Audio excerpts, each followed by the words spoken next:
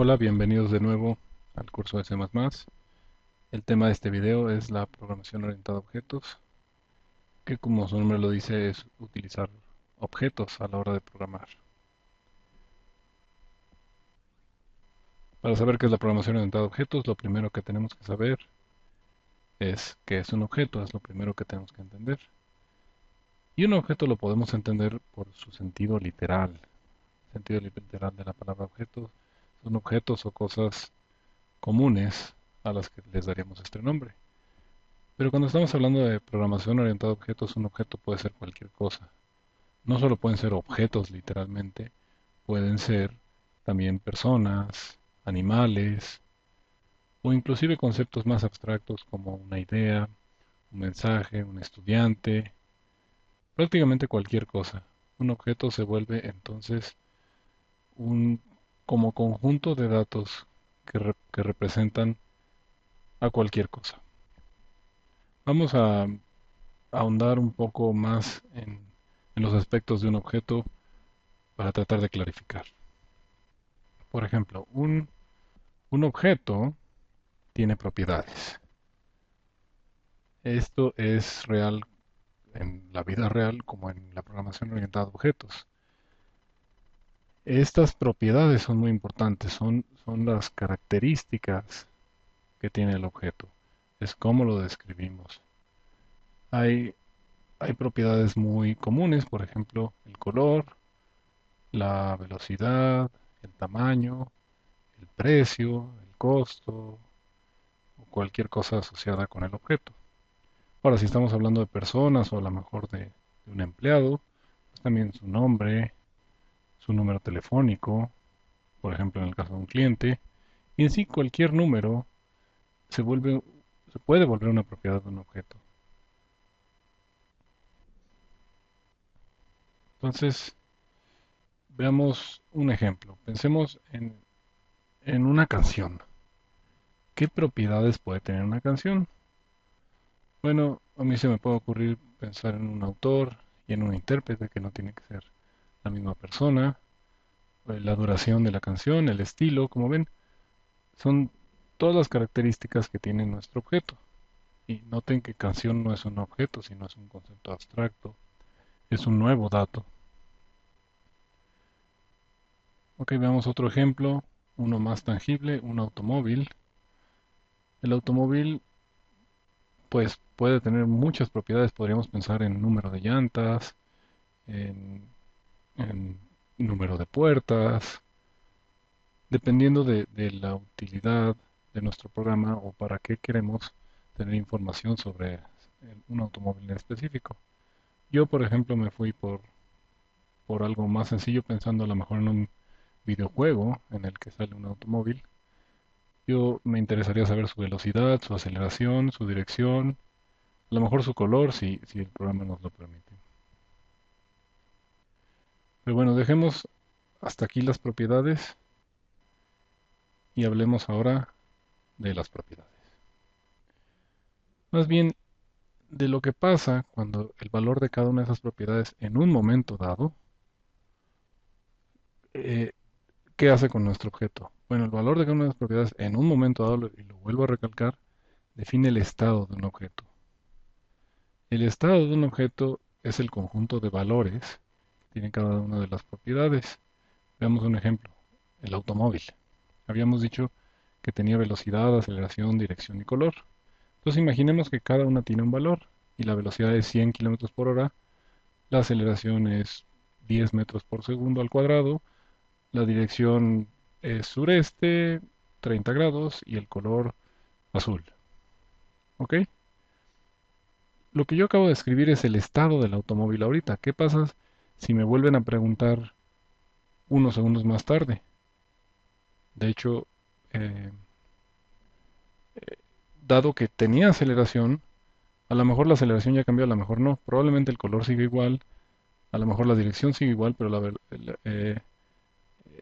la velocidad ya cambió. ¿Por qué? Porque estamos acelerando. Lo mismo si tuviéramos la propiedad de posición, seguro que ya cambió. Entonces, cada objeto va a ir teniendo propiedades y esas propiedades van a ir teniendo valores. Ese conjunto de valores en un momento dado es el estado.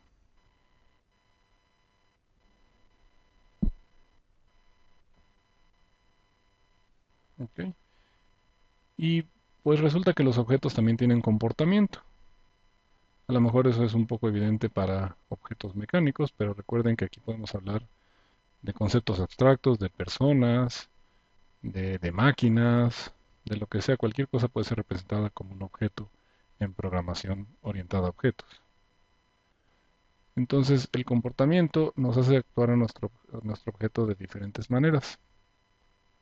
Dependiendo de qué, pues potencialmente del estado o del tipo de objeto, que vamos a ver más adelante. Entonces, volvamos a nuestro ejemplo del automóvil. Decíamos que tiene esas propiedades y que podría tener otras o tener menos, pero también podría tener comportamiento. Por ejemplo, podemos prender o apagar el automóvil.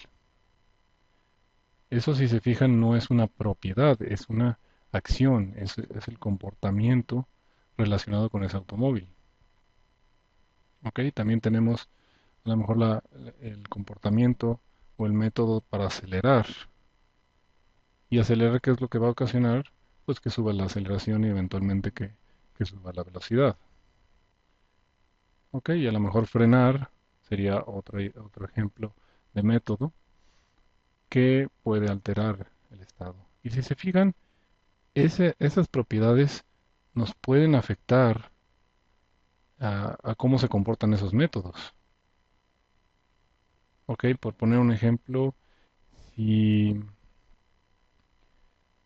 si la velocidad está en cero y queremos aplicar el método frenar, pues no va a hacer nada porque ya frenó. Probablemente el comportamiento sea muy distinto a si el automóvil tenía cierta velocidad. Entonces esas propiedades que están aquí arriba afectan el comportamiento. Pero lo mismo pasa en el otro sentido. En el otro sentido, los comportamientos pueden cambiar las propiedades.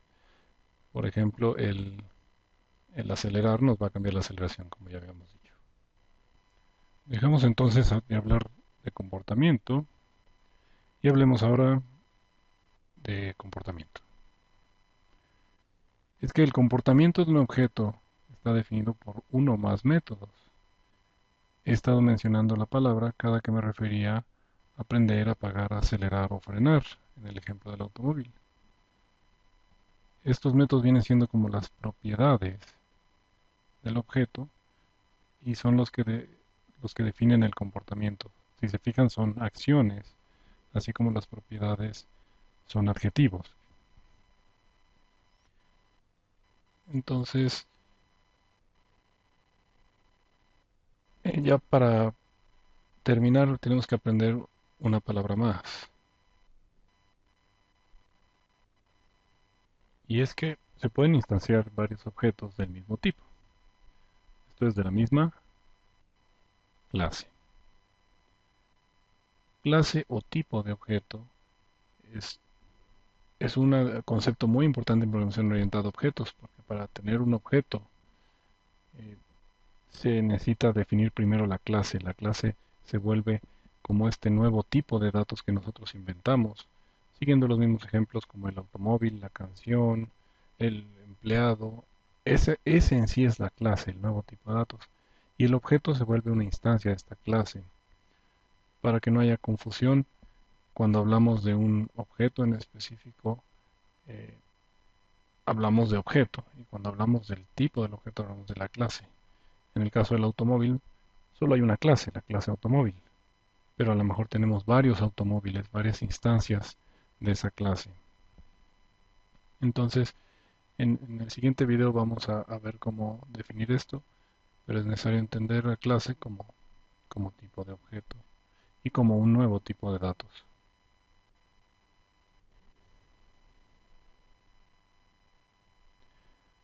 Repasemos entonces que objeto es cualquier cosa que podamos definir en programación, cualquier concepto abstracto o real que pues básicamente se componga de datos, eh, se componga de propiedades, siendo estas las características de ese objeto o de esa clase, y siendo el valor de todas esas propiedades en un momento dado el estado del objeto en ese momento. Teniendo también métodos, que son acciones que pueden ser afectadas por las propiedades y que pueden afectar a las propiedades.